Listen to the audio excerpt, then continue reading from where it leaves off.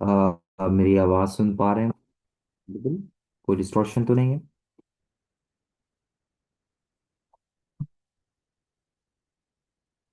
जी मुझे बताइएगा students, am I audible? Okay.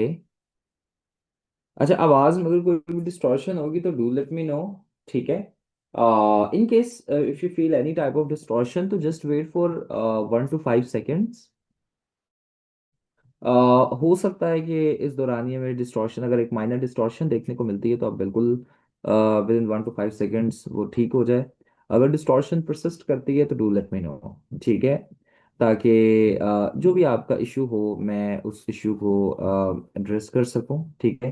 And ताकि आपकी कोई भी कंफ्यूजन हो तो हम उसे एड्रेस कर सकें। अच्छा students, as you all know कि क्लास स्पेसिफिकली डिजाइंड के जर्नल को गाइड किया जा सके कि किस तरीके से आप अपने मिस्टेक्स को, क्या क्या मिस्टेक्स आमतौर पर मेजर बच्चे करते हैं। ठीक है, मेजर मिस्टेक्स क्या करते हैं पेरेंट्स, ताकि सबसे पहले तो आपको वो सारी मिस्टेक्स बताई जा सकें। ठीक है। और फिर आपके सामने, ठीक है, एक करेक्टेड फॉर्म रखी जा सके जिसके थ्रू आप अच्छे मार्क्स सिक्योर कर सकते हैं। ओके। ठीक है।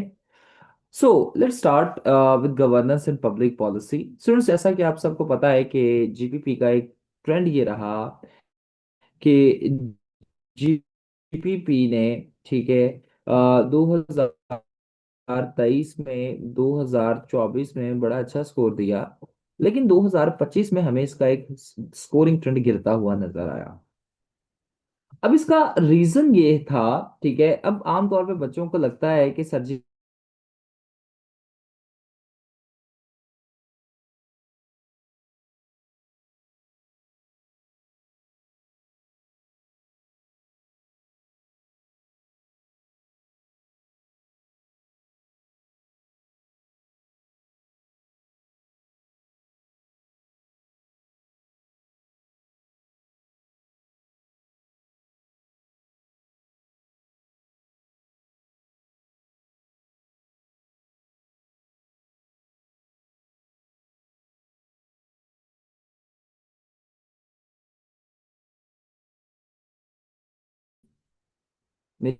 मेरी आवाज आ रही है? मुझे बताइएगा।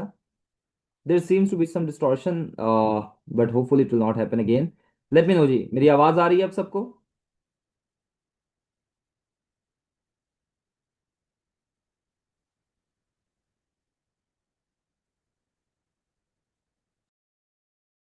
जी अस्सलाम वालेकुम everybody. Let me know, am I audible everybody? मेरी आवाज आपको आ रही है क्लियरली? अगर आ रही है तो साथ साथ जरा जवाब देते जाइए, because I like an active class. जी Tajammul, am I audible? Class में ही आप? Let me know. Alright. So I was talking about the scoring trend of governance and public policy. Students, and public policy में हमें पिछले सालों में एक ट्रेंड देखने को मिला। ठीक है, सबसे पहले तो हमें जरा स्कोरिंग ट्रेंड को तरफ जा रहा है, और किस तरफ हम ऐसे किस तरीके से टैकल कर सकते हैं। अच्छा स्टूडेंट्स, गवर्नेंस एंड 23 और 24 में एक बड़ा अच्छा हमें स्कोरिंग ट्रेंड देखने को मिला चंदा। जिसमें जब इसकी डीएम सीरीज आती हैं बच्चों की, तो इसमें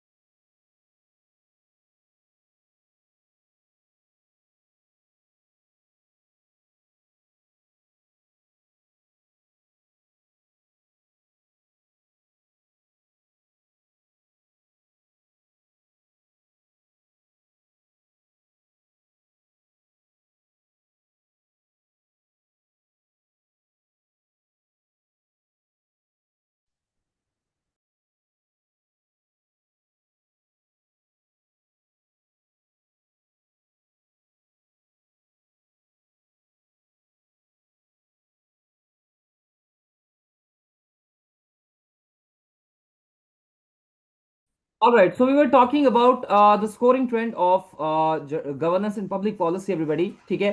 सो गवर्नेंस एंड पब्लिक पॉलिसी के बारे में मैं आपको ये बता रहा था कि 2023 और 24 में स्टूडेंट्स इसका स्कोरिंग ट्रेंड हमें ना अच्छा देखने को मिलता है, लेकिन 2025 में इसके स्कोर गिर जाता है। क्लियर है सबको यहां तक? अब इससे ना बहुत से बच्चे ये अज्यूम कर बैठते हैं कि सर जी, अच्छा जी, जीपीपी का स्कोरिंग ट्रेंड गिरा है तो इसका मतलब है कि अगले कुछ सालों में ये स्कोरिंग ट्रेंड गिरता जाएगा। लेकिन इस तरीके से नहीं है। द रीजन इज दिस कि जहां पर बहुत से बच्चों का हमें एक स्लो स्कोर देखने को मिला, एट द सेम टाइम कुछ ऐसे स्टूडेंट्स भी थे 2025 में जिनके बड़े रिमार्केबल मार्क्स आए। ओके बिस्मा, मेरी बात समझ आ रही है और आवाज में भी डिस्टॉर्शन तो नहीं है? Anyone let me know. So इससे हमें यह पता चलता है कि दरअसल governance and public policy hit नहीं हो रही, बल्कि बहुत से ऐसे बच्चे हैं जो कि गवर्नेंस एंड पब्लिक पॉलिसी में ना बहुत ज्यादा मिस्टेक्स कर बैठते हैं। और वो क्या मिस्टेक्स हैं वही आज हम डिस्कस करने वाले हैं, और उन्हें कैसे सुधारा जा सकता है, कैसे बेहतर बनाया जा सकता है, वही तमाम चीजें हम अभी डिस्कस करेंगे। क्लियर है आप सबको? मुझे बताइएगा students, are you all clear right now? कोई सवाल तो नहीं है? सबसे पहले अगर हम देखते हैं कि क्या मिस्टेक्स आ रही हैं, तो स्टूडेंट सबसे पहले अगर हम देखें तो बच्चे ना कुछ अपने पेपर अटेम्प्ट करते हुए स्ट्रक्चरल एंड प्रेजेंटेशन मिस्टेक्स करते हैं। अच्छा, स्ट्रक्चरल एंड प्रेजेंटेशन मिस्टेक्स में अगर हम देखें तो मैं बहुत से जब जीपीपी के पेपर चेक करता हूं तो अक्सर बच्चे क्या करते हैं कि एक सवाल, फॉर एग्जांपल लेट्स जैसे कि एक सवाल आ जाता है कि बताएं जी ब्यूरोक्रेटिक इनएफिशिएंसीज क्या हैं। ठीक है, आपने बताना है ब्यूरोक्रेटिक इनएफिशिएंसीज क्या है पाकिस्तान। तो बच्चे क्या करते हैं कि कुछ ऐसे बच्चे होते हैं एवरीबॉडी जो इंट्रोडक्शन लिखते हैं। समझिएगा इस चीज को, जो मैं चीज आपको बताना चाह रहा हूँ। कुछ बच्चे स्टार्टिंग में ये इशू करते हैं कि वो इंट्रोडक्शन लिखते हैं, ठीक है, और कुछ बच्चे ऐसे होते हैं जो कि इंट्रोडक्शन के बगैर ही स्टार्ट कर देते हैं।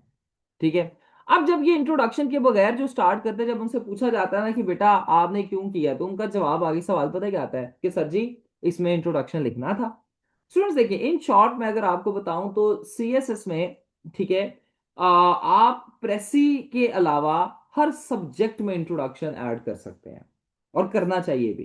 ठीक है, तो जब भी आप सवाल अटेम्प्ट करें, पहले तो बात है कि इंट्रोडक्शन लिखना है, और आई अज्यूम कि आप सबको इतना तो पता है। ठीक है, लेकिन जो बच्चे इंट्रोडक्शन लिखते हैं ना बिस्मा, उनका भी मसला आता है।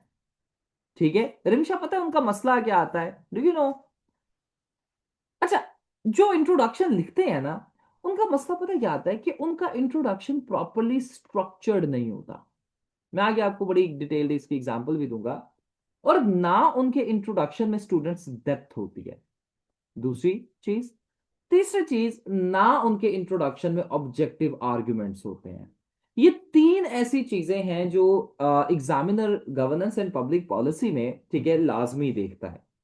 स्ट्रक्चर्ड इंट्रोडक्शन से मुराद ये है कि स्टूडेंट्स इंट्रोडक्शन का ना एक प्रॉपर आपका सर और पैर होना चाहिए, यानी एक प्रॉपर आगाज हो, एक प्रॉपर इख्तिताम होना चाहिए शयान बेटा। लेकिन बच्चे क्या करते हैं कि इंट्रोडक्शन स्टार्ट करते हैं और इंट्रोडक्शन जो है ना दरमियान में ही छोड़ देते हैं, कोई प्रॉपर एंडिंग अपने इंट्रोडक्शन को देते ही नहीं है। अब बिकॉज वो अपने इंट्रोडक्शन को प्रॉपर एंडिंग दे ही नहीं रहे, तो एग्जामिनर को ऐसे लगता है कि बच्चे से ना प्रॉपर एंडिंग हुई नहीं है, बच्चे से टाइम मैनेज नहीं हुआ, तो बच्चे ने बस दरमियान में इंट्रोडक्शन आधा खत्म करके खा गया इंट्रोडक्शन और आगे मूव कर गया। ये बहुत एक नेगेटिव इम्पैक्ट क्रिएट होता है। तो सबसे पहले तो स्टूडेंट्स ये है कि आपका इंट्रोडक्शन एक स्ट्रक्चर्ड इंट्रोडक्शन होना चाहिए। वो कैसे है वो भी मैं एंड पे आपको सारा गाइड करूंगा, अभी सिर्फ हम मसलों पे बात कर रहे हैं। ठीक है, दूसरा डेप्थ नहीं होती। अब ये डेप्थ क्या है वो भी जब इंट्रोडक्शन में जब आपके सामने भी प्रेजेंट करूंगा तो आप देखिएगा। एंड देन ऑब्जेक्टिव आर्ग्यूमेंट से मुराद होते हैं एवरीबॉडी कोटेशंस या फैक्ट्स एंड फिगर्स। अच्छा, मैं आपसे एक सवाल पूछता हूं students, when you talk about quotations and facts and figures, तो क्या गवर्नेंस एंड पब्लिक पॉलिसी में हम कोई फैक्ट एंड फिगर ऐड कर सकते हैं? मुझे बताइएगा students, late me no, do you have any idea about it? क्या कोई फैक्ट एंड फिगर, चले कोटेशन तो हर सब्जेक्ट में हो सकते हैं ना, व्हाट डू यू थिंक? क्या जैसे फॉर एग्जांपल को हिस्ट्री का, ब्रिटिश हिस्ट्री का सब्जेक्ट है तो उसमें कोई करंट फैक्ट एंड फिगर तो ऐड नहीं होगा, लेकिन क्या गवर्नेंस एंड पब्लिक पॉलिसी में कोई फैक्ट एंड फिगर ऐड हो सकता है? जी, हमदा सर क्या? क्वेश्चन पे नहीं डिपेंड करता। अगर मैं किसी का नाम गलत प्रोनाउंस कर दूं तो लेट मी नो जी। क्या हो सकता है? अब इसकी सिंपल सी मिसाल पता है क्या है? बिल्कुल सर, हो सकता है। अब एग्जामिनर ये चीजें आपसे डिमांड करता है, और स्पेशली इंट्रोडक्शन में वो जरूर देखता है कि आया आप कोई इंट्रोडक्शन में कोई फैक्ट एंड फिगर ऐड कर रहे हैं, स्टेशन ऐड कर रहे हैं। अगर आप सिंपल सा इंट्रोडक्शन लिख देते हैं ना तो स्टूडेंट्स ये गलत नहीं है। ठीक है, मैं हमेशा इसे एनकरेज करता हूं। ठीक है, लेकिन मैं आपको एक एग्जांपल देता हूं। ठीक है, let's just say we have 5 candidates. ठीक है, मैं आपको एक एग्जांपल देता हूं। ठीक है, आपका जो एग्जामिनर पेपर चेक करता है ना गवर्नेंस एंड पब्लिक पॉलिसी के और सारे सब्जेक्ट्स क्या, वो कैसे करता है मैं आपको बताता हूँ। देखें, अब उसके पास ऐसा नहीं है कि एक जी पेपर आया है सुलेमान अजीम का, यानी मेरा पेपर आया है, और वो क्या करेगा जी, टिक मार्क करके इसे पास कर देगा जी, अच्छा जी वाह बड़ा अच्छा लिखा है। नहीं, उसके पास पेपर आएंगे 3 4, और वो 3 4 को कंपैरेटिव वे में चेक करेगा। अब इस चीज को समझिएगा। ठीक है, आशा फॉर एग्जाम्पल यहां पर ये पेपर है, paper A, paper B, paper C and paper D. अब ये ए बी सी डी ने बड़ा तगड़ा इंट्रोडक्शन लिखा है, और इंट्रोडक्शन में इन्होंने ना कोई ऑब्जेक्टिव आर्ग्यूमेंट यानी कोई फैक्ट एंड फिगर या कोई कोटेशन भी ऐड की है। और चौथे ने भी ऐसा नहीं है कि बुरा लिखा है, अच्छा लिखा है, नॉर्मल लिखा है। ठीक है, लेकिन उसने फैक्ट एंड फिगर नहीं ऐड किया। आप बजाते अपने आप को चेकर के तौर पर रखें, आप किन्हें ज्यादा प्रेफर करेंगे? ABCD को, यानी जिन बच्चों ने लिखा है अपने इंट्रोडक्शन में कोई कोटेशन मार्क या कुछ ऐसे कोटेशन ऐड किए या फैक्ट एंड फिगर ऐड किया है, यानी कोई ऑब्जेक्टिव आर्ग्यूमेंट इन्हें कहा जाता है, या कोई ऐसा स्टूडेंट जिसने नहीं ऐड किया? अब देखिए, बिकॉज हर कोई ये कर रहा है, तो उसमें फिर जरूरी हो जाता है कि आप भी ये करें। आम, मेरी बात समझ आ रही है आप सबको? मुझे बताइएगा। ठीक है, सो एग्जामिनर आपसे भी एक्सपेक्ट करता है कि आप फिर ये काम जरूर करें। अब अगर आप नहीं करते तो आप एग्जामिनर की उस एक्सपेक्टेशन पर पूरा नहीं उतरते, जिसकी वजह से बच्चों के मार्क अफेक्ट हो जाते हैं। क्लियर है यहां तक? Sir it's about ongoing governance conditions. ठीक है, ओके, क्लियर है यहां तक? देखिए, सबसे पहले तो बच्चे ना ये मिस्टेक करते हैं, फर्स्ट पॉइंट। उसके बाद बच्चे क्या करते हैं कि स्टूडेंट्स, बच्चे ना, ठीक है, अक्सर ऐसा करते हैं कि वो एक प्रॉपर अपने सवाल का भी, तो जस्ट हमने इंट्रोडक्शन की बात की, उसके बाद स्टूडेंट्स बच्चे ये करते हैं कि अपने सवाल को एक प्रॉपर स्ट्रक्चर में फ्रेम नहीं कर पाते। ठीक है, फॉर एग्जाम्पल अगर बच्चों से पूछा गया है जी पुअर गवर्नेंस बताएं, तो बच्चे पता क्या करते हैं? बच्चे करते हैं, अच्छा जी पुअर गवर्नेंस की कॉजेज लिख के बात खत्म जी। अच्छा, इस चीज को याद रखिएगा स्टूडेंट्स, जब कभी भी आपसे कोई प्रॉब्लम पूछी गई है ना, तो प्रॉब्लम के साथ वे फॉरवर्ड ऐड करना जरूरी है। But at the same time मसला यह है कि ये गवर्नेंस एंड पब्लिक पॉलिसी का पेपर है, एंड बिकॉज ये गवर्नेंस एंड पब्लिक पॉलिसी का एवरीबॉडी पेपर है, तो फिर इसमें जरूरी है कि आप थ्योरेटिकल फ्रेमवर्क भी ऐड करें, थ्योरीज भी ऐड करें। ठीक है, थ्योरीज के बाद, ठीक है, फॉर एग्जाम्पल जी आया जी ब्यूरोक्रेटिक इनएफिशिएंसीज हैं जी पाकिस्तान में, ब्यूरोक्रेसी के बारे में एक सवाल आ गया। तो आप बताएं जी ब्यूरोक्रेटिक इनएफिशिएंसी के कॉजेज क्या हैं? पहला पार्ट ये बताइए इंट्रोडक्शन के बाद, उसमें थ्योरीज को अप्लाई करें। और थ्योरीज को अप्लाई करने के साथ साथ, अब अच्छा, अब थ्योरीज को अप्लाई करना कोई बहुत ज्यादा डिफिकल्ट नहीं है, मैं आपको भी एक पेपर भी दिखाऊंगा, ठीक है, जिसमें थ्योरीज को एक स्टूडेंट ने बड़ा अच्छा अप्लाई किया है। अब फिर बच्चे ना यहां पर खत्म कर देते हैं, अच्छा ये चीज गलत है शयान। ठीक है, अब बेटा देखिए फरियाल, अगर आपसे पूछा गया है कि ब्यूरोक्रेटिक इनएफिशिएंसी के कॉजेज बताइए, तो यहां पर खत्म नहीं करना। क्यों? मैं आपको ये चीज बताता हूं। देखिए स्टूडेंट्स, आप सब इंशाल्लाह इंशाल्लाह जब आप असिस्टेंट कमिश्नर बन जाएंगे या अपने डिजायर्ड ग्रुप्स में एलोकेट हो जाएंगे, तो उस सिनेरियो में आप अपने डिपार्टमेंट्स में डेली प्रॉब्लम्स को काउंटर करेंगे। ऐसा ही है? मुझे बताइएगा, डेली प्रॉब्लम्स को कोई ना कोई minor problem, it can be minor problem, it can be a major problem, but you will face some problems. And आपको बुलाया ही इसलिए जा रहा है कि आप उन तमाम मसाइल के सॉल्यूशंस प्रोवाइड करें। अब यहां पर भी आप अगर रिकमेंडेशंस प्रोवाइड नहीं ना करेंगे, तो स्टूडेंट्स आप अपने सवाल को नेगेटिव नोट पर एंड कर रहे हैं, और नेगेटिव नोट पर एंड करने का कोई फायदा नहीं रहता जीपीपी में। सो अगर वे फॉरवर्ड नहीं भी पूछे गए, आपने फिर भी वे फॉरवर्ड ऐड करने ही करने हैं। क्लियर है यहां तक? मुझे बताइएगा, लेट मी नो। सो ये पुअर स्ट्रक्चरिंग होती है सवाल की, जो कि अक्सर बच्चे करते हैं लैक ऑफ अंडरस्टैंडिंग की वजह से, जिसकी वजह से अक्सर मार्क्स कम या फेलियर उनका एक हमें देखने को मिलता है। ओके, क्लियर है जी? समझ आ रही है आप सबको? नेक्स्ट आपके पास स्टूडेंट्स क्या होता है, ठीक है, कि देन यू हैव जी हेडिंग्स। अच्छा, जब हम इंट्रोडक्शन के बाद हेडिंग्स की बात करते हैं ना, तो बच्चों को ना हेडिंग्स बनानी नहीं आती। अब पता है क्या होता है, बच्चे क्या करते हैं, फॉर एग्जाम्पल जी मैंने यहां पर बताया जी ब्यूरोक्रेटिक इनएफिशिएंसी के कॉजेस पूछे गए हैं।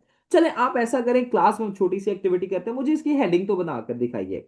अगर ब्यूरोक्रेटिक इनएफिशिएंसी के मैंने कॉजेस बताने हैं, तो एक मेन हेडिंग कैसे होगी? कौन मुझे, बल्कि आप ऐसा कीजिए सारे मुझे कमेंट सेक्शंस में please write in the comment section so that I can analyse and tell you in case of any mistake जी।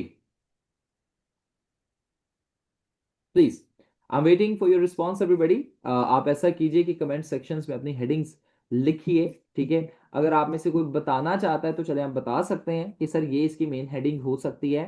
ठीक है, you most welcome for that as well. जी, ये इन्फिनिक्स नोट 8 आई कौन है जी? Alright, I am waiting everybody. Question क्या है? हमदा बेटा क्वेश्चन ये है कि ब्यूरोक्रेटिक इनएफिशिएंसी के कॉजेज आ गए पेपर में फॉर एग्जांपल, तो आप इसकी हेडिंग कैसे बनाएंगे? इसकी एक हेडिंग बनाकर दिखाइए ब्यूरोक्रेटिक इनएफिशिएंसी के कॉजेज की। Make a main header. Lack of, नहीं नहीं नहीं नहीं नहीं, I am not talking about this. Gul Mohammad, आप क्या बताएंगे? ब्यूरोक्रेटिक इनएफिशिएंसी के कॉजेस, इसकी हेडिंग बनाएंगे, सिर्फ इसकी। I am talking about the main header बेटा। मेन हेडर कैसे आप बनाएंगे इसका, बताइएगा। Bureaucratic hurdles that are impeding its efficiency. ठीक है, चले, मैं भी ये नहीं कह रहा ये ठीक है, मैं सिर्फ अभी पढ़ा है। लैक ऑफ, नहीं। और कोई जी? मैंने 3 4 दफा सवाल रिपीट कर दिया but still you not getting it. चलें, कॉजेज क्रिएटिंग चैलेंजेस। नो, गलत हो गया ना? ये किन्होंने बनाया है? डॉक्टर इश्तियाक, ये गलत है, हेडिंग टोटली गलत है। अर्शिया बना रही हैं जी ब्यूरोक्रेटिक इनएफिशिएंसीज ना, पुत्र गलत है ये भी। कॉजेज पूछे हैं। अलीजा बना रही हैं जी causes of bureaucratic, definitely Aliza, Aliza Arshad की बेस्ट हेडिंग है, वेरी गुड अभी तक की। बिस्मा बना रही है inefficiencies in the way of bureaucracy. ना बिस्मा पुत्र, कॉजेज पूछे गए हैं। फरियाल बना रही हैं, नहीं बेटा, फरियाल देखें कैसे बना रहे हैं बच्चे। Introduction causes of bureaucratic hurdles, ठीक है, कोई बहुत बेहतरीन नहीं है आपकी भी। आयशा अली, यस। शान बना रहे cause of poor bureaucracy services delivery in Pakistan, bureaucracy service delivery in Pakistan, नहीं शान बहुत घुमा रहे हो। हमदा बना रही है इंट्रोडक्शन। बेटा नहीं, देखें, इन कॉजेज ऑफ इनएफिशिएंट ब्यूरोक्रेसी, बिल्कुल ठीक है हमदा, ये हेडिंग ठीक है।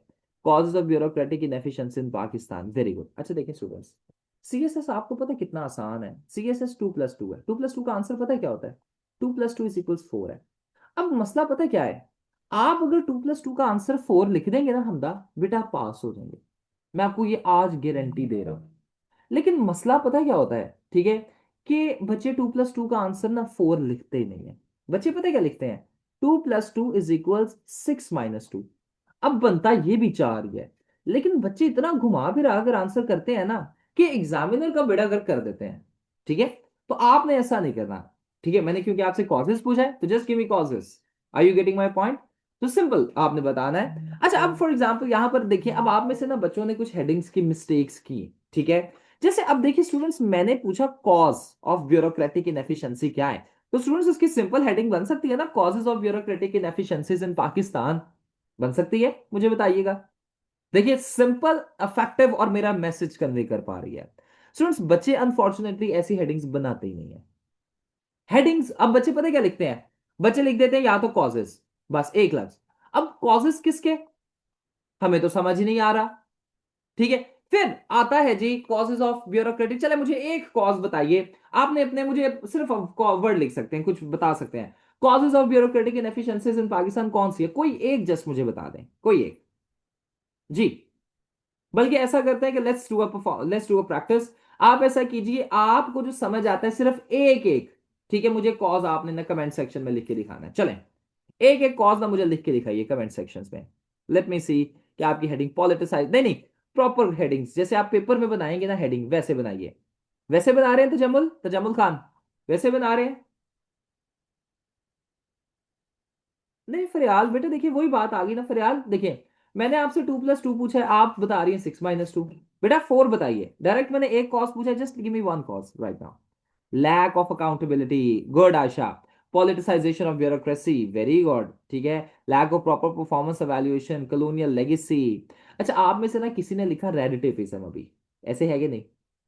अच्छा सुनिएगा आप चीज को, ठीक है। कॉलोनियल लेगेसी ऑफ इनएफिशिएंट, नहीं बेटा ये हमदा गलत है हेडिंग। अच्छा, अब मैं बताता हूँ कैसे। देखिए स्टूडेंट्स, अगर मैं लिखता हूँ रेड टेपिज्म, इस चीज को समझिएगा।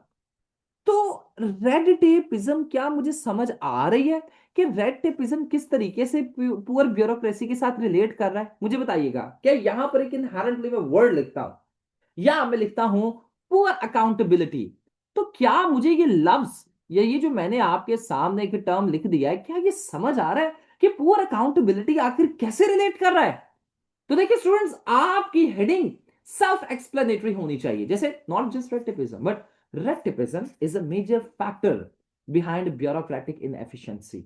अब आप कहेंगे सर जी ये तो पूरी सेंटेंस हो गया, तो बिल्कुल आप सेंटेंस की फॉर्म में हेडिंग बना सकते हैं, कोई मसला नहीं होता।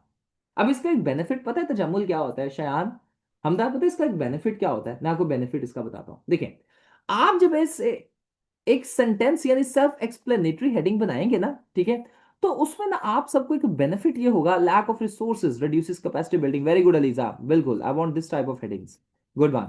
ठीक है, there is no specialisation in bureaucracy, नहीं नवाज गलत है, ये स्टेटमेंट है, ये हेडिंग थोड़ी है। हेडिंग बनाओ, ठीक है। अच्छा खैर आइए जी, अब देखते हैं इस पे।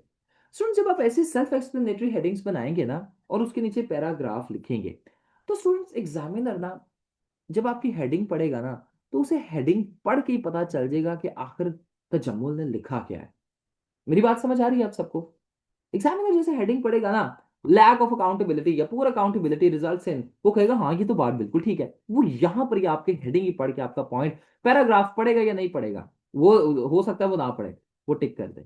अब अगर पैराग्राफ में खुदा ना खास्ता एक माइनर मिस्टेक कोई निकल भी आई है, तो वो इग्नोर हो जाएगी। तो ये बेनिफिट हुआ या नहीं? अब अनफॉर्चुनेटली ना सिर्फ जीपीपी में बल्कि बहुत से ऐसे सब्जेक्ट्स हैं जहां पर बच्चे ये काम ही नहीं करते।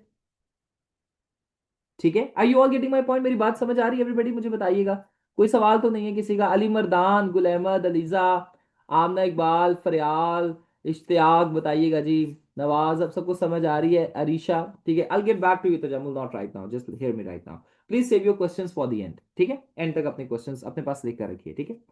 अब इस सिनेरियो में स्टूडेंट्स क्या होता है कि हेडिंग्स आपकी इस तरीके से होनी चाहिए, लेकिन बच्चे ऐसे हेडिंग्स बनाते ही नहीं है। अच्छा, अभी सिर्फ मैं स्ट्रक्चरल इश्यूज के बारे में बता रहा हूं, अभी मैंने और नहीं बताया, अभी स्ट्रक्चरल इश्यूज में और आगे चलते हैं। स्टूडेंट्स नेक्स्ट आता है जी निग्लेक्टिंग, ठीक है, डायग्राम्स एंड फ्लो चार्ट्स। बच्चे पता क्या करते हैं unfortunately students, governance and public policy एक ऐसा सब्जेक्ट है जिसमें ना वो डायग्राम्स को डिमांड करता है आपसे, और यहां पर ठीक है, बेटा नहीं, हम the self serving approach of bureaucracy, ठीक है चलें, बेहतर है, ठीक है, सही है ये। अच्छा, अब देखिए यहां पर हम द गुड हेडर, ठीक है। अब जीपीपी के बारे में जब हम बात करते हैं तो स्टूडेंट्स, जीपीपी एक ऐसा सब्जेक्ट है जो कि डिमांड करता है कि आप इंफोग्राफिक्स ऐड करें। इंफोग्राफिक्स पता है क्या होता है? कि जो चार्ट्स वगैरह होते हैं ना, चार्ट्स हो गए, ग्राफ हो गए, कुछ इस तरीके से हो गए, इन्हें कहा जाता है इंफोग्राफिक्स। ठीक है, जो बच्चों ने मुझसे जीपीपी पढ़ा है उन्हें पता है। ठीक है, किस किस ने आप में से मुझसे जीपीपी पढ़ा हुआ है? बिस्मा ने मेरे ख्याल से पढ़ा हुआ है, जो अभी तक मुझे है एक स्टूडेंट जीपीपी के ग्रुप से। और कौन है जी? मेरे ख्याल से सिर्फ जीपीपी बिस्मा नहीं पढ़ा हुआ है, बाकी दूसरे कैंडिडेट्स ने शायद नहीं पढ़ा हुआ। ओके। अच्छा स्टूडेंट्स, उन्हें पता है कि इन्फोग्राफिक्स ऑब्जेक्टिव आर्ग्यूमेंट्स क्या होते हैं। अच्छा स्टूडेंट्स, अब इसमें यह है कि ऑब्जेक्टिव आर्ग्यूमेंट्स इन्फोग्राफिक्स यहां पर एग्जामिनर आपसे डिमांड करता है। और आपको बड़ी एक मजे की बात बताता हूँ कि यहां पर कोई लिमिट नहीं होती कि आपने एक इन्फोग्राफिक ऐड करनी है, दो इन्फोग्राफिक ऐड करनी है, तीन ऐड करनी है, नहीं। आप यहां पर कोई एक सवाल में पांच छह इन्फोग्राफिक्स भी ऐड कर सकते हैं। ठीक है, सो यहां पर आपके लिए जो है ना बहुत ज्यादा बेनिफिट यहां पर ये देखने को मिलेगा। तो इस सिनेरियो में लेकिन बच्चे ना ऐड ही नहीं करते। ये आप इस तरीके से, मैंने चार्ट्स भी आपको यहां पर बना दिए हैं, ये आप देख सकते हैं। इस तरीके से आप कोई डायग्राम बना सकते हैं, इस तरीके से बना सकते हैं। ठीक है, देयर आर डिफरेंट वेज जो आप दूसरे सब्जेक्ट्स में भी अडॉप्ट करते हैं। आप इस तरीके से चार्ट्स, डायग्राम्स, ग्राफ्स बना सकते हैं। ठीक है, तो इस सिनेरियो में स्टूडेंट्स मैं आपसे आपको इंकरेज करूंगा कि देखें बच्चे ना ये काम नहीं करते। बच्चे क्या करते हैं, सिर्फ लिखने पर तवज्जो देते हैं। लेकिन मैं आपको आपसे एक सवाल पूछता हूँ, ठीक है। अच्छा students, for example there are two candidates, एक है कैंडिडेट ए, दूसरा है जी बी। अब ए कैंडिडेट ने क्या किया है, ठीक है, उसने ना हमदा क्या किया है कि उसने ना जीपीपी में वही जी ब्यूरोक्रेटिक इनएफिशिएंसीज की बात आ जाती है, चलें जी। अब उसमें क्या होता है कि वो ना एक ऐसे चार्ट वगैरह प्रॉपर बनाता है, ठीक है, ऐसे बनाता है जी ब्यूरोक्रेटिक इनएफिशिएंसीज की कॉजेज, और ऐसे जी बनाकर 1 2 3 4 ऐसे कॉजेज लिख देता है। और ये कॉजेज इतने सेल्फ एक्सप्लेनेटरी हैं कि इन्हें ना पढ़ के ही पता चल रहा है कि बात बच्चा क्या करना चाह रहा है। और वीक वाला कोई बच्चा है वो क्या करता है कि ऐसे ही कॉजेज ऑफ ब्यूरोक्रेटिक इनएफिशिएंसी वही बना रहा है, लेकिन उसका जो ये चार्ट वगैरह उसने बनाया ना वो सेल्फ एक्सप्लेनेटरी नहीं है, वो सिर्फ उसने नाम लिख दिए। अब देखिएगा, अब ये बी वाला बच्चा पता है क्या करेगा, ये लिखकर एक्सप्लेन भी करेगा इन्हें, ठीक है, ये एक्सप्लेन भी करेगा, और ए वाला जो बच्चा है वो क्या करेगा, उसने अपनी डायग्राम ही इतनी ज्यादा सेल्फ एक्सप्लेनेटरी बना दी है कि उसे आगे से फर्दर जस्टिफाई करने की जरूरत नहीं पड़ेगी। देखिए, चार्ट्स वगैरह मैंने आपको कह दिया आप ऐड तो कर देंगे, लेकिन चार्ट्स या डायग्राम्स को या इंफोग्राफिक्स को जब आपने ऐड करना है एवरीबॉडी, तो उस सिनेरियो में आपने क्या करना है कि उन इंफोग्राफिक्स को भी ऐसे बस हमने की टीमों की तरह फेंक नहीं देना।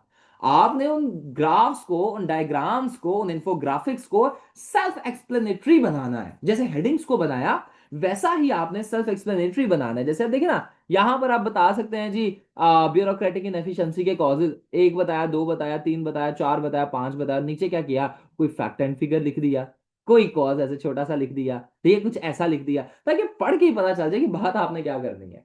ठीक है, तो यहां से भी ना, ठीक है, जब आप ऐसे इंफोग्राफिक्स बनाएंगे तो वो इंफोग्राफिक्स आपको एवरीबॉडी बेनिफिट करेंगे। ठीक है, सो इस सिनेरियो में ये भी एक अच्छी अप्रोच होती है, लेकिन अनफॉर्चुनेटली बहुत से हमारे स्टूडेंट्स ये अडॉप्ट नहीं करते और वो पीछे रह जाते हैं। सो मैं आप सबको इनकरेज करूंगा कि आप अच्छे मार्क्स हासिल करने के लिए ये काम भी कर सकते हैं जी। क्लियर एवरीबॉडी, कोई कंफ्यूजन तो नहीं है? मुझे बताइएगा, अगर समझ नहीं आई तो आप पूछ सकते हैं। सवाल जो है आप एंड के लिए अपने बचा कर रख लीजिए। ठीक है, मैं कोशिश करूंगा कि मैं विद इन 15 मिनट्स, ज्यादा इसमें नई चीजें डिस्कस करने वाली, 15 से 20 मिनट में हम इसे एंड कर दें, फिर मैं आपके क्वेश्चंस जितनी देर सर भी एक होगी। चीज पूछ लूँ? जी सरफराज, कोई इशू है? सर इसी में पूछना था, फिर रह ना जाए सर। सर एक क्वेश्चन में मैंने अटेम्प्ट किया था, उसमें आपने कहा था कि इन्फोग्राफिक्स इधर मेंशन करने की जरूरत नहीं है, मैंने कंक्लूजन से ऊपर कहीं ऐड किए हुए थे। तो सर इसमें थोड़ा कहाँ सा पर बता ऐड दें कि किए कहाँ थे? तक कहाँ पर इन्फोग्राफिक, जो मेरी हेड लास्ट हेडिंग थी सर कंक्लूजन से पहले, हाँ, उस उधर कहीं मैंने ऐड किए हुए थे, तो आपने उधर रिमार्क्स दिए थे कि नो नीड टू, मतलब यहाँ पे नहीं इन्फोग्राफिक्स ऐड करनी चाहिए। I seriously right now don't know कि मैंने वो क्यों किए थे। अब मैं आपका वो पेपर देखूंगा तो मुझे पता चल जाएगा, because in this month I have evaluated over 1000 marks अभी मीन्स कि तक। सर अगर स्पेसिफिक आप ये बता दें कि कहाँ तक हमें हमें करना चाहिए। ठीक है, मैं आपको ये जरूर सर सजेस्ट बहुत करूंगा, आपने जैसे लिखे ना कि ब्यूरोक्रेटिक इनएफिशिएंसी के कॉजेज, एक मेन हेडिंग जब आपने दी, यही हेडिंग दी, तो उसके बाद इन्फोग्राफिक्स जो है ना जरूर बना दें, अच्छा रहेगा। ठीक है, ताकि अब देखिए ना, पैराग्राफ पर जाने से पहले ही आप एग्जामिनर को बता चुके हैं कि एग्जामिनर भाई साहब मैं ये लिख रहा हूँ, ठीक है, और इसके ये यहाँ पर मैंने देना है, तो पढ़ के पता चलेगा कि अच्छा बात क्या। एंड पे ऐड करेंगे तो एंड पे वो कोई बहुत ज्यादा अच्छी अप्रोच नहीं लगती। स्टार्टिंग पे ऐड करेंगे, ये कंपल्शन नहीं है, ये जरूरी नहीं है कि ये कोई बहुत एक वैलिड चीज है, लेकिन मेरा एक सिनेरियो होता था कि मैं ना स्टार्टिंग में अक्सर ऐड कर देता होता था। ओके, तो आप ऐसा भी कर सकते हो, कोई मसला नहीं है सरफराज। ओके, सो एंड पे ना ऐड किया करो, स्टार्टिंग पे कर दें तो वो जरा ज्यादा बेहतर हो जाएगा। ओके, सो इस तरीके से आप बता सकते हैं। अच्छा, उसके बाद ना क्वेश्चन का एक इम्बैलेंस बड़ा बचे करते हैं।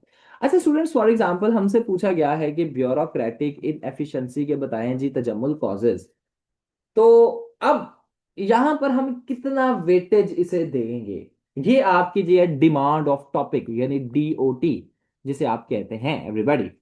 अच्छा, अब ये जो डीओटी हमारे पास है, मुझे बताइएगा, ये डीओटी यानी ब्यूरोक्रेटिक इनएफिशिएंसी के कॉजेज पूछे गए। अब 100% में से इसे कितने परसेंट मुझे वेटेज देनी चाहिए, हमदा बताना चाहेंगी मुझे जरा आप? जी बिस्मा बेटा, आप भी जरा बताइए कितने परसेंट मुझे इसे वेटेज देनी चाहिए। स्ट्रक्चर को याद रखें, जो भी मैंने आपको स्ट्रक्चर स्टार्टिंग में बताया है जी। दूसरे भी बता सकते हैं, Sarfaraz what do you think about it? दूसरे हमारे कैंडिडेट्स किधर हैं जी? अली मर्दान साहब आप बताइए, ठीक है, जाजेब आप भी बता सकते हैं, Nawaz you can also tell me, कितने परसेंट वेटेज देनी चाहिए? 60%?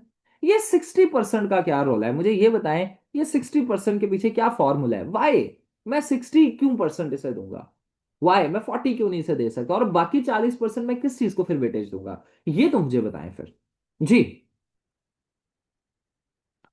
एनीवन? बाकी 40% में क्यों, और ये 60 ही क्यों, what is the reason behind this 60?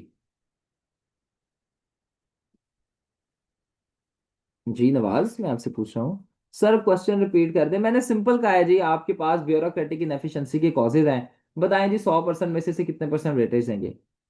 Sir 60 to 70%। ठीक है, रिमेनिंग रिकमेंडेशंस भी लिखनी है। 80% नहीं नवाज, टोटली गलत है।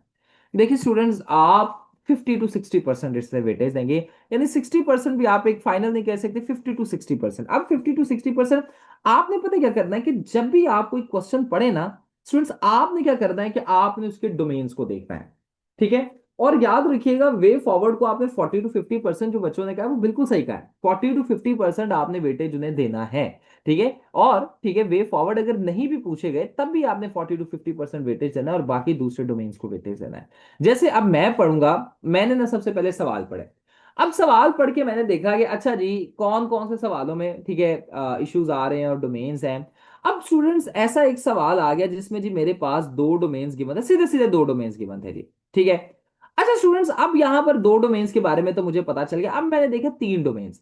तो तीन डोमेन्स वाले को ऑब्वियसली आप 33% वेटेज देंगे, ऐसा ही है। मैंने लिखने थे जी 9 पेजेस या 8 पेजेस।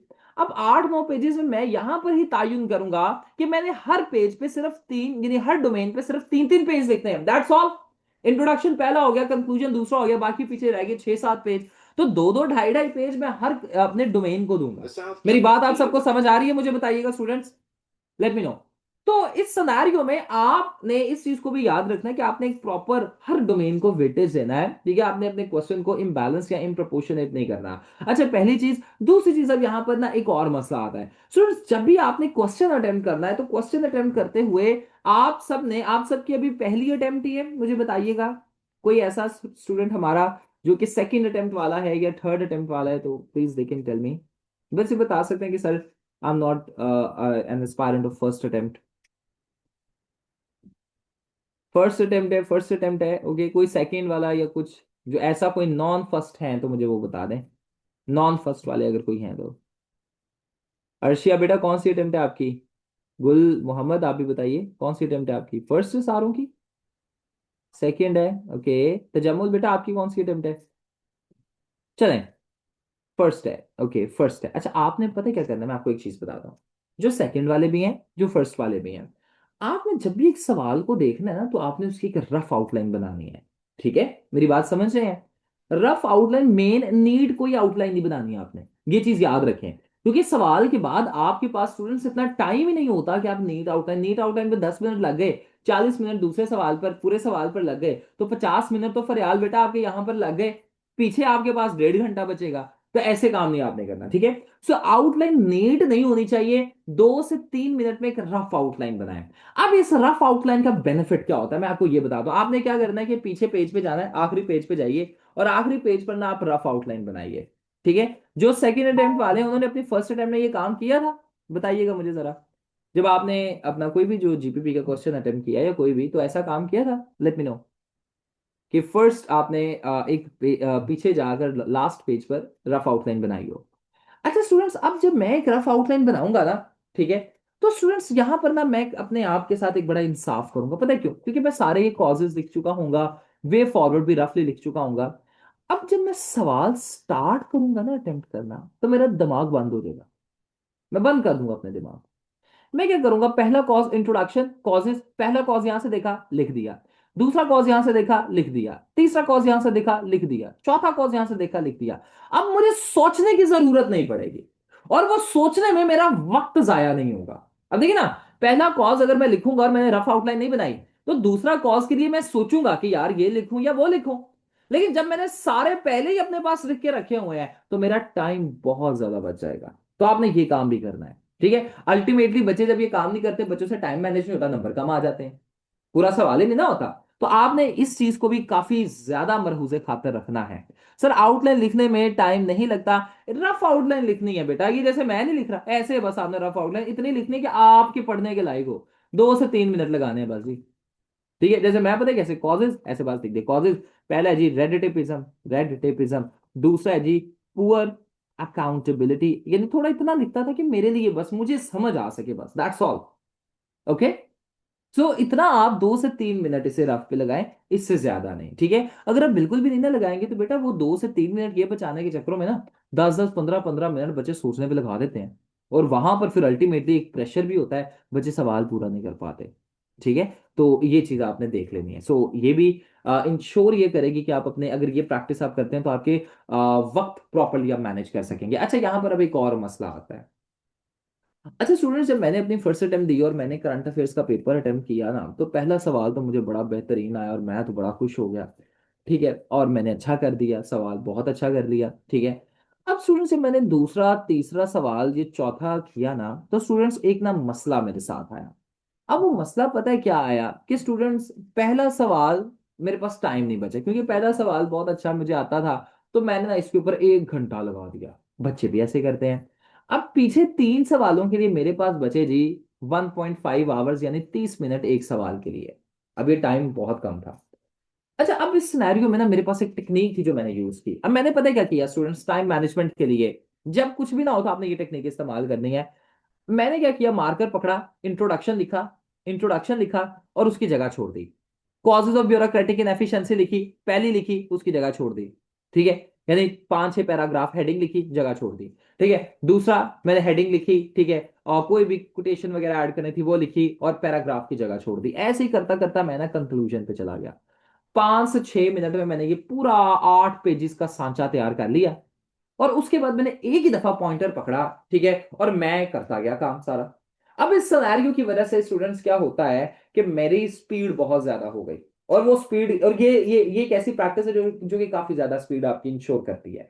तो आप अपनी स्पीड को मेंटेन करने के लिए ये भी प्रैक्टिस कर सकते हैं। ओके, क्लियर है, मुझे बताइएगा। अच्छा, एक और चीज फरयाल बेटा यहां पर आपको मैं जरूर बताऊंगा कि बच्चों की एक फेलियर की जीपीपी में एक रीजन पता है क्या होती है, कि बच्चे पहला सवाल करते हैं जी 10 पेजेस का, दूसरा सवाल करते हैं 8 पेजेस का, 8 भी नहीं बल्कि होते हैं 6 होते हैं, 5-6 पेजेस बल्कि।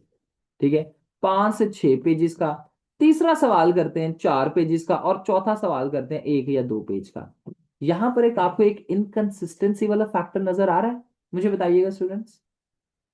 जी बिस्मा बेटा, एक इनकंसिस्टेंसी वाला फैक्टर, मैं बेटा आता हूँ अभी उसकी तरफ, डोंट वरी। बेटा वही मैं आपको बता रहा हूँ, यही चीजें आपका क्या नाम है, मुत्ताहिर, राइट, यही नाम है ना? ठीक है बेटा, जो मैं चीजें बता रहा हूँ वो करते जाएं, ठीक है। मेरे दूसरे भी कैंडिडेट्स के बड़े अच्छे मार्क्स आए हैं यही चीजों से, ठीक है। तो क्या है कि देखिए स्टूडेंट्स, यहाँ पर ना एक इनकंसिस्टेंसी वाला फैक्टर नजर आ रहा है।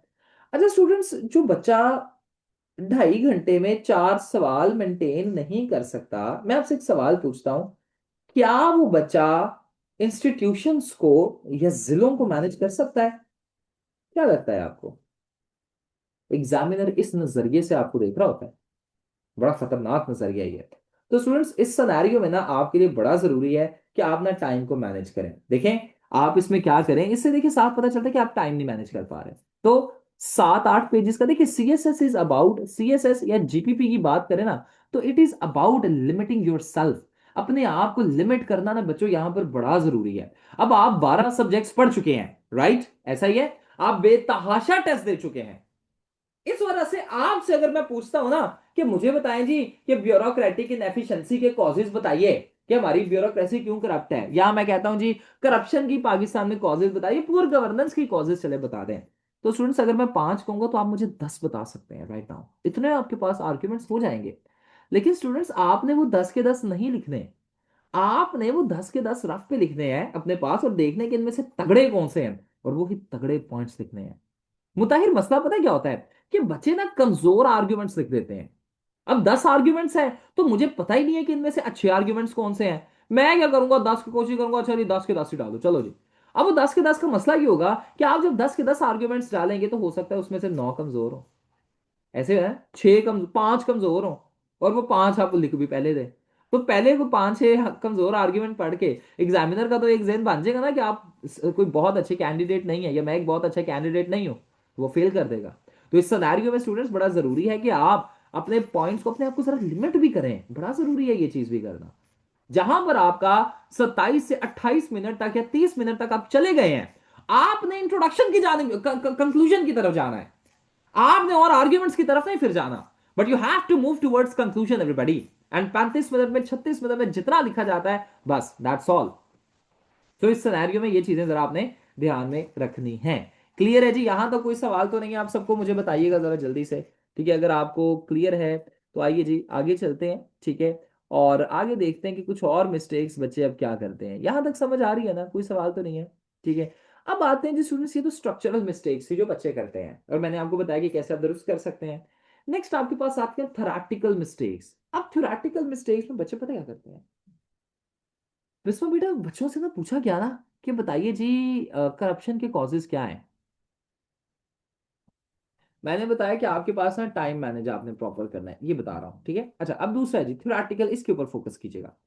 बच्चों से ना जब पूछा गया ना कि आपने बताने हैं जी करप्शन के कॉजेज क्या हैं, ठीक है, तो बच्चे ना आमतौर पे गवर्नेंस एंड पब्लिक पॉलिसी को ना समझते हैं कि ये पाकिस्तान अफेयर्स का पेपर है, और वो पाकिस्तान अफेयर्स की तरह ही कर देते हैं, जो कि गलत है, ठीक है। आपको गवर्नेंस एंड पब्लिक पॉलिसी को पाकिस्तान अफेयर्स की तरह नहीं, बल्कि आपको गवर्नेंस एंड पब्लिक पॉलिसी की तरह ही मैनेज करना पड़ेगा, ठीक है। ये चीज आपने याद रखनी है। इसमें क्या करें कि राशनल चॉइस थियरी को ऐड करें, न्यू पब्लिक मैनेजमेंट की थियरीज को ऐड करें, सब्सिडरी की थियरी ऐड कीजिए, और बहुत सी ऐसी थियरीज है जो कि आप ऐड कर सकते हैं, जो मैंने अपने बच्चों को पढ़ाई थी, ठीक है। तो आप ये थियरीज ऐड कीजिए, और प्रॉपर आप लिखने से ही आपके पता चले कि किस तरीके से। आप देखिए ना, जैसे फॉर एग्जांपल आता है जी, the police in Pakistan are corrupt and don't help the poor, बच्चे ऐसे लिखते हैं।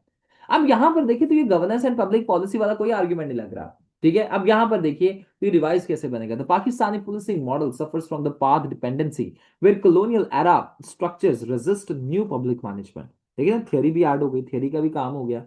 तो देखिए स्टूडेंट्स, इस तरीके से देखिए साफ पढ़ के पता चलता है कि ये जीपीपी का पेपर है, ठीक है। तो स्टूडेंट्स, ये जो आपके ऑप्शंस होते हैं, आपको पता है कि ये आपके जो भी ऑप्शंस चेक करते हैं वो सब्जेक्ट स्पेशलिस्ट होते हैं। तो आप सब्जेक्ट स्पेशलिस्ट को अगर आप बिल्कुल बेसिक सा पेपर रख के दे देंगे ना, वो पास नहीं करता, या वो बड़े कम नंबर देता है। तो इसलिए बड़ा जरूरी है कि आप जब जीपीपी करें तो आप एक गवर्नेंस के मॉडल की तरह देखें, आप जब पॉलिटिकल साइंस करें तो आप पॉलिटिकल साइंटिस्ट की तरह देखें, जब सोशली सोशोलॉजी का पेपर करें तो सोशोलॉजिस्ट की तरह करें, क्रिमिनोलॉजी का करें तो क्रिमिनोलॉजिस्ट की तरह करें। सो बिल्कुल इसी तरीके से जब गवर्नेंस एंड पब्लिक पॉलिसी आपने करना है, तो आपने एज अ ब्यूरोक्रेट अपने आप को रख कर देखना है, एज अ गवर्नर आपने अपने आप को रख कर देखना है, ये बड़ा जरूरी है। जीबीपी के जारगन्स के लिए भी प्रोवाइड हो जाएगी, कोई मसला ही नहीं है, ठीक है। हो जाएगी जी आपको, डोंट वरी, ठीक है। प्लीज आप में से कोई ये लिखता जाए, इन तमाम चेकलिस्ट एक बनाता जाए चीज़ों की, और मुझे प्रोवाइड कर दीजिएगा क्लास के एंड पे, ताकि मैं फिर ना आपको ये प्रोवाइड कर सकूं, ओके। नेक्स्ट पता है बच्चे क्या करते हैं स्टूडेंट्स, नेक्स्ट बच्चे ना थियरियां तो पढ़ लेते हैं, आप सबने भी थियरीज पढ़ी है ना जीपीपी की, एवरीबॉडी मुझे बताइएगा जी, थ्योरीज पढ़ी है? कोई ऐसा स्टूडेंट जिसने जीपीपी की अभी तक थ्योरीज नहीं पढ़ी हुई? मुताहिर पढ़ी हैं, सरफराज पढ़ी हैं, फाइज पढ़ी हैं कोई जीपीपी की थ्योरीज? बताइए जरा मुझे। जी रिमशा बेटा, आप भी बताइए, आपने पढ़ी है कुछ जीपीपी की थ्योरीज? रिमशा, आपने तो नहीं पढ़ी होंगी, राइट? ऐसे ही है। अच्छा जी, रिमशा मुझसे पढ़ी है ना इस वजह से। अच्छा, अब देखिए जीपीपी की थ्योरीज को ना सिर्फ पढ़ना ही नहीं होता, जीपीपी की थ्योरीज को ना आपका जो सवाल आ रहा है उनके ऊपर अप्लाई भी करना होता है, बच्चे नहीं करते। मैं आपको सच बात बता रहा हूँ, मैं 100% आपको, मेरा भी एक जीपीपी का सेशन, मैंने जस्ट इस साल एक ही दफा जीपीपी पढ़ाई है, दैट्स ऑल, इस साल में, ठीक है। 2026 में और पढ़ाऊंगा, 27 25 में सिर्फ एक बैच मैंने रन किया था ब्यूरोक्रेट्स इंस्टीट्यूट से। अच्छा स्टूडेंट्स, अब उसमें भी ना मेरे पास कोई आए, काफी बच्चे आए, और जब बच्चे टेस्ट देते थे ना, तो उनमें सिर्फ स्टार्टिंग में एक स्टूडेंट ने थियरीज को अप्लाई किया होता, दैट्स ऑल, बाकी किसी ने नहीं था किया होता। और यही रेशो आपके पास पेपर्स में भी देखने को मिलता है। तो इस वजह से मैं आपको कहूंगा कि थियरीज को, जो भी आप कंसेप्ट सवाल कर रहे हैं उनके ऊपर अप्लाई कीजिए, नंबर इसके हैं, असल नंबर इसके हैं, और यहां से ही पता चलता है कि बच्चा कितने पानी में है। तो ये चीजें आपने देख लेनी है बिल्कुल, और बहुत सी थियरीज हैं जी, बहुत और थियरीज हैं, देयर आर वेरियस थियरीज जो कि अप्लाई की जा सकती हैं, ठीक है। तो ये जरा देख लीजिएगा, ठीक है। अच्छा नेक्स्ट आपके पास यही है जी, ठीक है, कि थियरीज नहीं बच्चे ऐड करते, फिर है जी कंफ्यूजिंग गवर्नेंस विद गवर्नमेंट। अच्छा, ये भी बड़ा इशू है, बच्चे ना जब गवर्नेंस एंड पब्लिक पॉलिसी का पेपर करते हैं ना, तो गवर्नेंस को गवर्नमेंट के साथ कंफ्यूज कर देते हैं। अच्छा, बच्चों को लगता है कि सर जी गवर्नेंस एंड गवर्नमेंट एक ही तो है ना, ये फर्क है स्टूडेंट्स, ठीक है। तो आपने इन दोनों को जरा एक दूसरे के साथ डिफरेंट रखना है। देखिए students, governance and public policy में आप इंस्टीट्यूशंस को पढ़ते हैं, और देखिए स्टूडेंट्स, जब आपको इंस्टीट्यूशनल डिफरेंस का ही नहीं पता, ठीक है, आपको ये ही नहीं पता कि गवर्नमेंट क्या है, गवर्नमेंट का इंस्टीट्यूशन क्या है, गवर्नेंस क्या है, तो देखिए स्टूडेंट्स, जब आपको इंस्टीट्यूशंस का ही नहीं पता, तो आप कैसे एक सब्जेक्ट में इस कर सकते हैं? एग्जामिनर फिर समझ आता है कि बच्चा को कुछ नहीं आता, बस ऐसे ही आ गया बच्चा। तो आपके लिए बड़ा जरूरी है कि स्टूडेंट्स आप यहाँ पर क्या करें कि गवर्नेंस को और गवर्नमेंट को दोनों को इंटरचेंजेबली इस्तेमाल, अल्फाज को ना करें, ठीक है। देन वही जी, आपके पास फैक्ट्स एंड फिगर्स होने चाहिए, ठीक है। बच्चे क्या करते हैं जी, अक्सर 2025 का पेपर है, 2026 में आपने अब अपियर होना है, बच्चे 2017 के आर्ग्यूमेंट्स ऐड कर रहे होते हैं, 2016 के फैक्ट्स नहीं, इतने पुराने ऐड नहीं करने हैं आपने। आप कोशिश करें कि एक दो साल के 2024 2025 या 26 से रिलेटेड आप फैक्ट्स एंड फिगर्स ऐड कीजिए। ठीक है, सो ये बड़ा जरूरी है। For example, corruption perception index CPI का तो आप सबको पता है। सीपीआई पर पाकिस्तान अभी करप्शन परसेप्शन इंडेक्स में कौन से नंबर पर स्टैंड करता है? 140वें नंबर पर स्टैंड करता है ना, राइट? मुझे बताइएगा, ये 100वें नंबर पे स्टैंड कर रहा है। 135, वेरी गुड हमजा, बिल्कुल। तो स्टूडेंट देखिए, ये आप इस्तेमाल कीजिए। ठीक है, लेटेस्ट फैक्ट्स एंड फिगर्स इसमें कोशिश करें कि इस्तेमाल करें। और जो भी आप फैक्ट्स एंड फिगर्स ऐड करते हैं, और यहां पर आपने ऐड करने हैं, यस, ये एक और चीज मैं आपको यहां पर बताना चाहता हूं जो कि बड़ी जरूरी है। स्टूडेंट्स, आपको पता है सीएसएस में कुछ ऐसे सब्जेक्ट होते हैं जिन्हें एविडेंस की जरूरत नहीं है। Do you know? At the same time कुछ ऐसे सब्जेक्ट्स हैं जो कि अटरली सिर्फ और सिर्फ एविडेंस पर डिपेंड करते हैं। और ऐसा कोई भी सब्जेक्ट जो कि आपके पास एविडेंस के ऊपर डिपेंड करता है, एवरीबॉडी याद रख लीजिएगा, उसे कहा, उस सब्जेक्ट को हमजा बेटा कहा जाता है एम्पिरिकल सब्जेक्ट। ठीक है। अब आप अगर देखें तो क्रिमिनोलॉजी हो गया, आप अगर देखें तो करंट अफेयर्स हो गया, आप अगर देखें तो गवर्नेंस एंड पब्लिक पॉलिसी हो गया, इन्वायरमेंटल साइंसेज, ये स्टूडेंट्स ऐसे सब्जेक्ट्स हैं जो कि एविडेंस को डिमांड करते हैं। और इस वजह से स्टूडेंट्स, ये वाले जो सब्जेक्ट हैं, इन्हें एम्पिरिकल सब्जेक्ट कहा जाता है। एंड यहां पर आपने बहुत ज्यादा facts and figures and quotations add करनी होती हैं। ये चीज याद रखिएगा। एक सवाल में एटलीस्ट कोई 6 7 8 एटलीस्ट होनी चाहिए। ठीक है, सो आपने इस चीज का बहुत ज्यादा ध्यान रखना है। और एक और चीज, स्टूडेंट्स, बच्चे पता है कैसे लिखते हैं? अब देखिए, जैसे करप्शन के बारे में भी लिखा ना, बच्चे लिखते हैं corruption is very high in Pakistan, ऐसे नहीं लिखना। प्रॉपर बताइए जी, अकॉर्डिंग टू ट्रांसपेरेंसी इंटरनेशनल, ठीक है, according to corruption perception index, Pakistan 140th rank पर स्टैंड कर रहा है, पाकिस्तान 135 रैंक पर स्टैंड कर रहा है। तो ऐसे बताइए। ठीक है, सो ये जरा चीजें आप देख लीजिए। ठीक है, ये आपके लिए जरा ज्यादा बेनिफिशियल रह जाएंगे, आपको बेनिफिट प्रोवाइड कर देंगे। ठीक है। फिर क्या होता है कि स्टूडेंट्स, अब जब बच्चे क्या करते हैं कि ऑब्जेक्टिव आर्ग्यूमेंट्स ऐड करते हैं ना। अच्छा मोहम्मद सरफराज, अब यहाँ पर पता है क्या होता है कि जब बच्चे ऑब्जेक्टिव आर्ग्यूमेंट्स ऐड करते हैं, तो बच्चे ना सिर्फ इंटरनेशनली ऐड करते हैं। अच्छा students, international objective arguments add करना बड़ा बेहतरीन है, लेकिन मैं आपसे एक सवाल पूछता हूँ। स्टूडेंट्स, आप जब अपनी एलोकेशन सिक्योर कर लेंगे, तो इस सिनेरियो में आपने किसी फिजाई मखलूक को सर्व करना है या गली मोहल्ले के लोगों को सर्व करना है? बताएं तो सही मुझे, व्हाट यू ऑल थिंक, क्या लगता है आपको? फिजाई मखलूक को, तीसरी मखलूक को सर्व करना है? हम्म, लोकल लोगों को आपने सर्व करना है। देखें, आपने ना गली मोहल्ले के लोगों को सर्व करना है। मैं आपको सच बात बता रहा हूँ। आपको पता है क्या उन्होंने कहना है? आपको कहना है, चलें जी, ये फ्रूट वाला ठेले पे खड़ा हुआ बंदा, चलें जिसे जरा गवर्नेंस मॉडल तो समझाएं। तो आपकी बड़ी लोकल अप्रोच होनी चाहिए, याद रखिएगा। अब बच्चे पता क्या करते हैं? इंटरनेशनल इंस्टीट्यूशंस को तो बहुत इस्तेमाल करते हैं, लेकिन जो पाकिस्तान के डोमेस्टिक इंस्टीट्यूशंस हैं, उन्हें वो इस्तेमाल नहीं करते। ठीक है, the competition commission of Pakistan आ गया, दूसरा आ गया, तीसरे आ गए सारे, पाकिस्तान ब्यूरो ऑफ स्टैटिस्टिक्स आ गया, और तीसरे चौथे आ गए, बच्चे इस्तेमाल ही नहीं करते। तो आप सबको मैं ये चीज रिकमेंड करूंगा, एवरीबडी, कि आपने क्या करना है कि लोकल जितने आपके पास फैक्ट्स एंड फिगर्स है, अब लोकल से मुराद ये नहीं है कि आप जियो न्यूज बताना शुरू कर दें या कोई अखबार लिखना शुरू कर दें। अखबार के डॉन वगैरह जो है ना, ये सोर्स कंसिडर नहीं होते, इनकी कोई कोटेशन फैक्ट एंड फिगर ये नहीं आपने लिखनी जी, अकॉर्डिंग टू डॉन न्यूज़पेपर, ऐसा कुछ नहीं लिखना। ठीक है, वो काट देगा। न्यूज़पेपर सोर्स नहीं होता, कोई टीवी चैनल सोर्स नहीं होता। लेकिन आपके पास जो यहाँ पर लोकल अदारे हैं, इंस्टीट्यूशंस हैं, आप उनका इस्तेमाल कीजिए। ओके, ठीक है। सो आपने इंटरनेशनल इंस्टीट्यूशंस को तो ऐड करना है, लेकिन साथ ही साथ इंटरनेशनल इंस्टीट्यूशंस के साथ साथ स्टूडेंट्स, आपने क्या करना है कि थोड़ा सा आउट ऑफ द वे जाइए, एंड लोकल इंस्टीट्यूशंस जो हैं पाकिस्तान के, डोमेस्टिक आप उन्हें कह लें, उन्हें भी आपने ऐड करना है। ओके, समझ आ रही है आप सबको? नेक्स्ट आपके पास आ जाता है, तो ये चीजें जरा आप सबके लिए बड़ी जरूरी हो जाती हैं। अच्छा जी, नेक्स्ट आते हैं। तो अब मैं आपके सवाल लूंगा, लेकिन first I need to ask a question from all of you students. Critical analysis क्या होता है? कौन मुझे बताएगा? What is critical analysis? अगर मैं कहता हूं जी 18वीं तरमीम बहुत अच्छी है, और इसका क्रिटिकल एनालिसिस कीजिए, क्या मतलब है इसका? What do you mean by? बच्चे सारा साल सारी जिंदगी रोते रहते हैं, सर जी क्रिटिकल एनालिसिस क्या है? लेट मी, सर उस बात का उलट, जो भी बात उसको, सॉरी, सर उसके उस बात का दूसरा पहलू, अपोजिट साइड, का दूसरा उलट। पहलू आप कहना चाह रहे हैं? जी जी सर। हाँ जी रिमशा, क्या होता है ये क्रिटिकल एनालिसिस?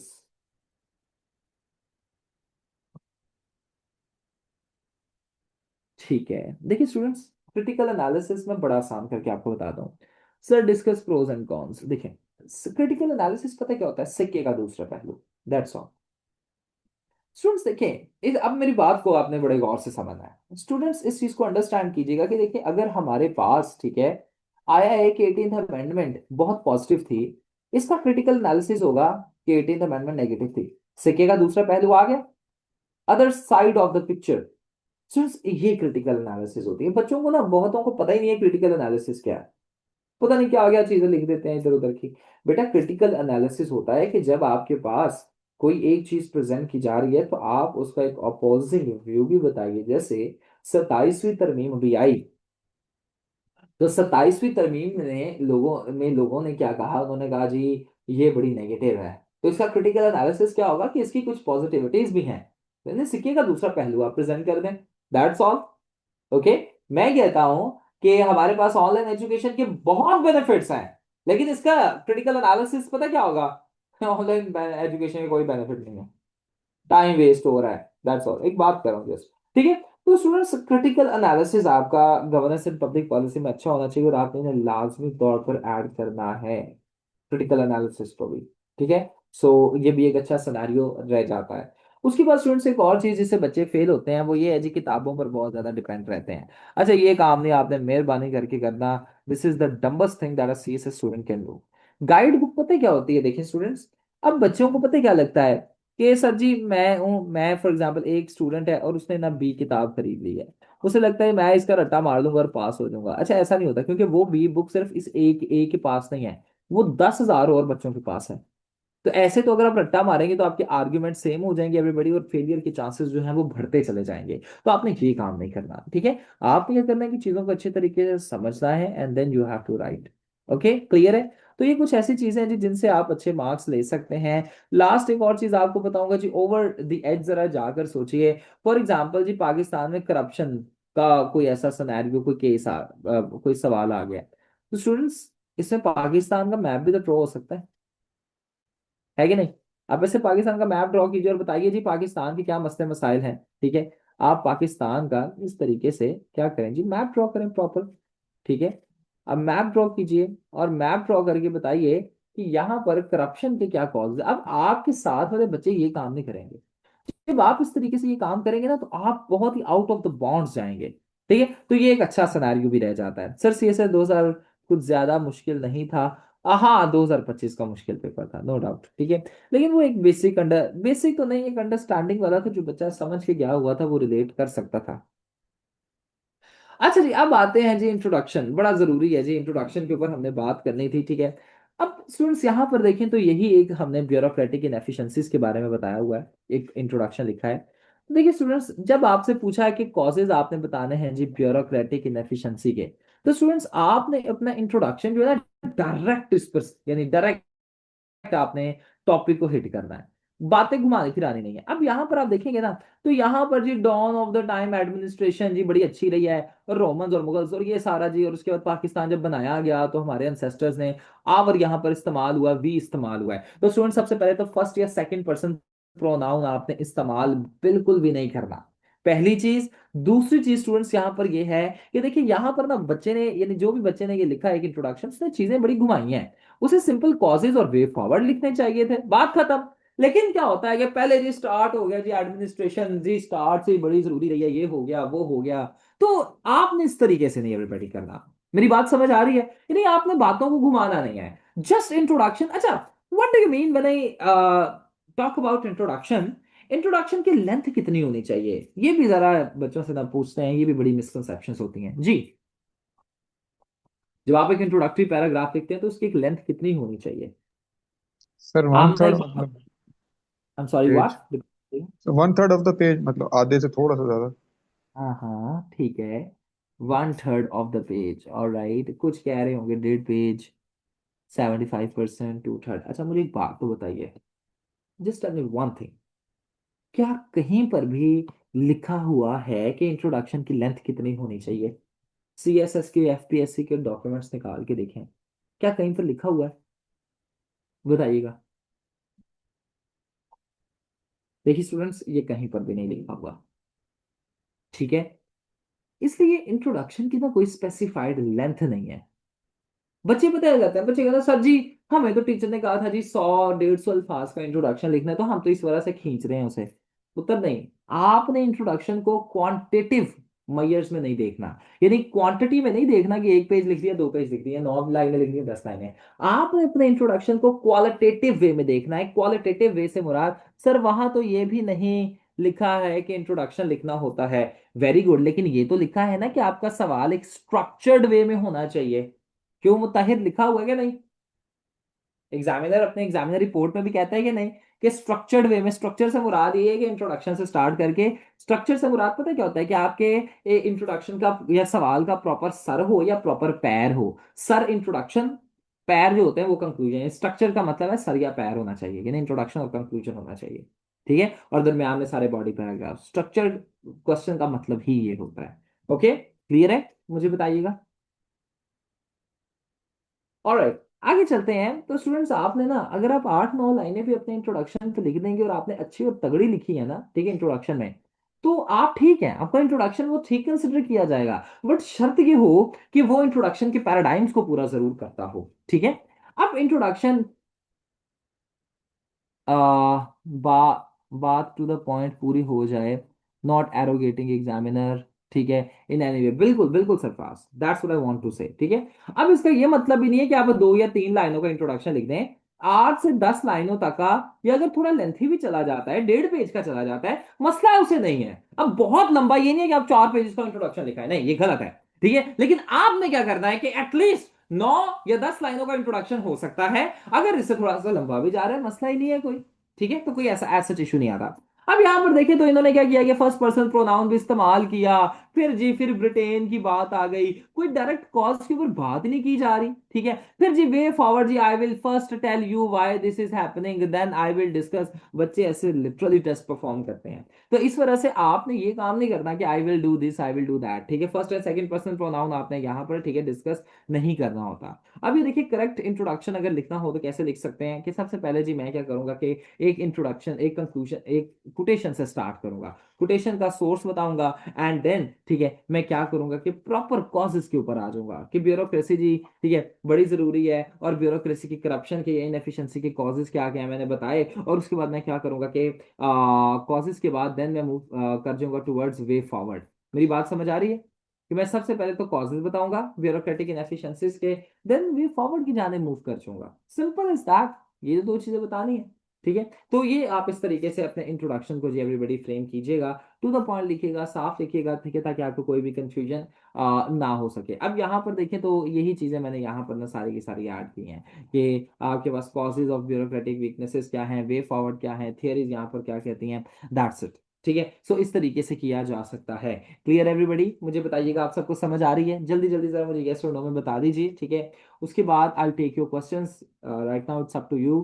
ठीक है, आप मुझसे कोई भी क्वेश्चन अगर आपका है तो you can raise your hand, you can ask anything from me. जी स्टूडेंट्स, बताइएगा मुझे। जी, नाउ टेक योर क्वेश्चंस। अगर आपको कोई क्वेश्चन नहीं है तो you can write no sir, नहीं सर, एमसीक्यू से रिलेटेड बता दें, एमसीक्यू के जी मैं शेयर कर दूंगा। सर यस, बिल्कुल फरयाल। अच्छा, अब यहाँ पर देखें तो ये एक स्टूडेंट है, ठीक है, जीपीपी से, ठीक है, मेरी एक स्टूडेंट है। अच्छा स्टूडेंट, जीपीपी में ना मैं नंबर कम ही देता हूँ, ठीक है, सो दैट्स वाई। अब यहाँ पर भी देखिए तो इन्होंने इंट्रोडक्शन अच्छा लिखा है। ठीक है, इंट्रोडक्शन के बाद सवाल, आई सॉरी, दिस इज इंट्रोडक्शन। अब यहाँ पर आप देखिए तो इंट्रोडक्शन इन्होंने जो मैंने पैराडाइम्स बताए वही फॉलो किए हैं। इंट्रोडक्शन के बाद इन्होंने इंफोग्राफिक्स ऐड किए हुए हैं। इन्फोग्राफिक्स के बाद अब देखिए हेडिंग्स इन्होंने कैसी बनाई है, ये देखिए 2.1 हेडिंग है ना। ठीक है, ये देखिए पढ़ के पता चल रहा है। ठीक है, यूटिलाइज रिन्यूएबल सोर्सेज, ठीक है, and minimise the use of non renewable sources of energy. तो देखें यहाँ पर, और यहाँ पर आप देखिए थियरीज इन्होंने कैसे अप्लाई की हैं। जी, ये एक इन्होंने पॉइंट पहले लिखा, ठीक है, कि जो भी इनका रिलेटेड पॉइंट है, उसके बाद इन्होंने क्या किया कि थियरी को, जो भी इससे रिलेटेड थियरी थी उसे अप्लाई कर दिया, कि नियो लिबरलिज्म के मुताबिक जी ये है, और ये बात बिल्कुल दुरुस्त है।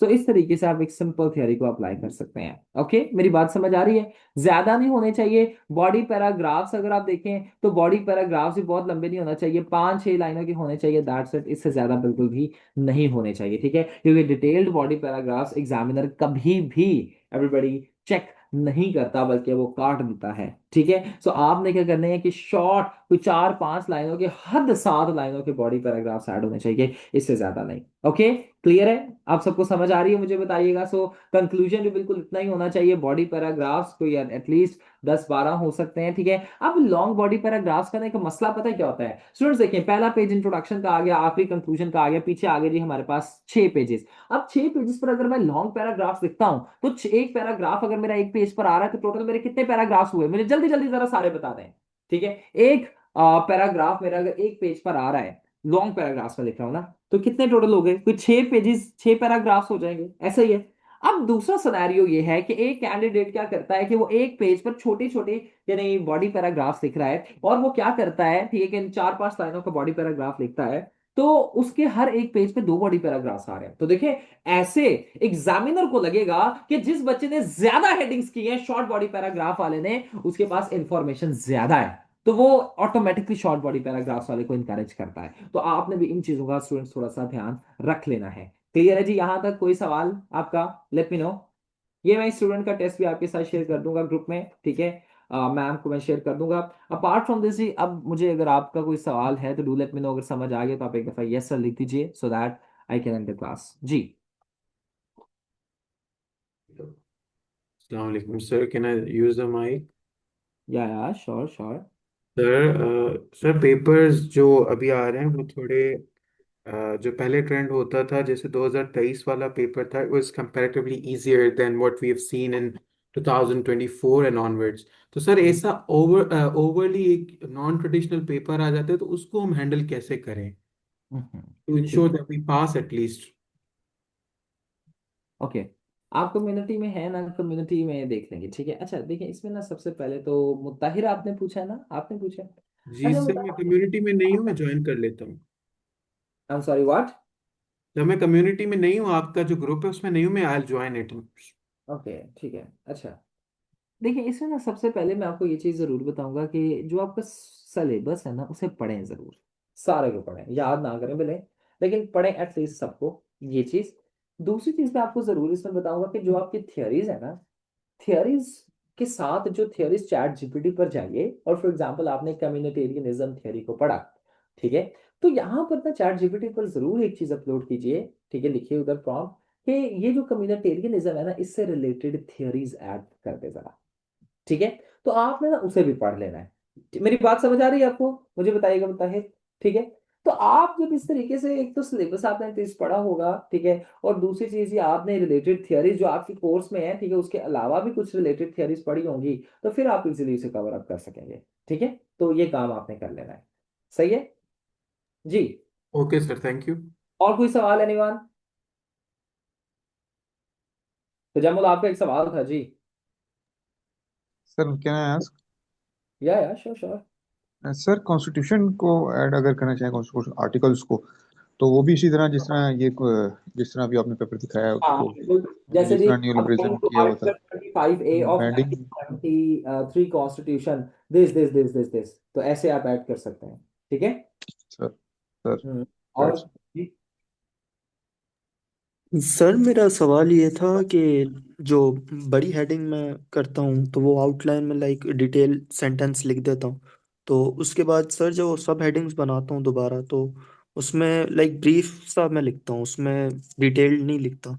तो क्या उसमें भी डिटेल लिखूँ सेम या वो पूछ रहा अच्छा टू द पॉइंट बात उसमें करनी है आपने, डिटेलिंग नहीं करनी। जैसे जी आप कम्युनिटेरियनिज्म को आप डिस्कस करना शुरू कर दो, जैसे कि फॉर एग्जांपल जी, ब्यूरोक्रेटिक इनएफिशिएंसी के कॉजेज हैं, तो इसमें ना तजामुल पता है करो, ब्यूरोक्रेटिक इनएफिशिएंसी कॉज आपने बताया जी करप्शन, तो डायरेक्ट बात करो, ये नहीं बताओ कि करप्शन में जी ये है वो है, नहीं, डायरेक्ट बात करो कि पाकिस्तान जी करप्शन, पाकिस्तान में करप्शन प्रिवेलेंट है, करप्शन परसेप्शन इंडेक्स इसकी मिसाल देता है, जिसकी वजह से पाकिस्तान में जो है ब्यूरोक्रेटिक इनएफिशिएंसी देखने को मिल रही है। सो देखिए, टू द पॉइंट लिखें, that will be much more beneficial, ठीक है? ओके। जी सर, थैंक यू। और जी, एनी क्वेश्चंस फर्दर? तो ये इस तरीके से आप यहाँ पर कर सकते हैं। और जी अगर आप में से फिर last for the last time अगर किसी का सवाल है तो डू लेट मी नो, ठीक है। I'll address your questions। अगर आप सबको क्लियर है तो do right A yes sir, so that I can end the class, और फिर आपसे कभी मुलाकात होगी नेक्स्ट। ऑलराइट जी। अभी तो बेटा कोई फरियाल सिंपल, अभी तो ये मार्क्स की क्लास है, ये कैसे बेहतर नंबर ले सकते हैं, दैट्स ऑल। अभी कौन से टॉपिक्स पे क्वेश्चन बेटा, अभी जो है ना, ठीक है, एक अनप्रडिक्टेबिलिटी मैकेनिज्म को देखते हुए मैं यही कहूंगा कि सारा कर लें, वो ज्यादा अच्छा रहेगा। ठीक है, लाजमी ये सारा जरा जीबीपी इस साल सारा कीजिए। ठीक है जी। Any further questions anyone? Alright जी, गॉड ब्लेस यू जी देन। ठीक है, अल्लाह हाफिज। अब सबके साथ नेक्स्ट कभी मुलाकात होती है। अल्लाह हाफिज एवरीवन। सर